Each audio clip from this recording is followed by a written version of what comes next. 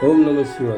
मित्र हो, भूत भविष्य वर्तमान, भूत जादू टोना व्याधी राई रोग वशीकरण धंदा व्यवसाय कोणतेही कार्य सिद्ध करण्यासाठी हा एक शिवलिंग आहे।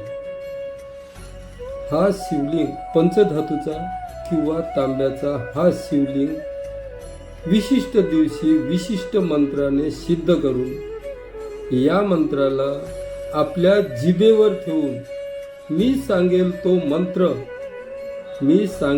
मंत्र व ते कार्य बोलून जो कोणी व्यक्ती जे कार्य करायचे आहे त्याला गृहीत धरून 3 दिवस जो व्यक्ती करल त्याचे कोणतेही काम परिपूर्ण होते।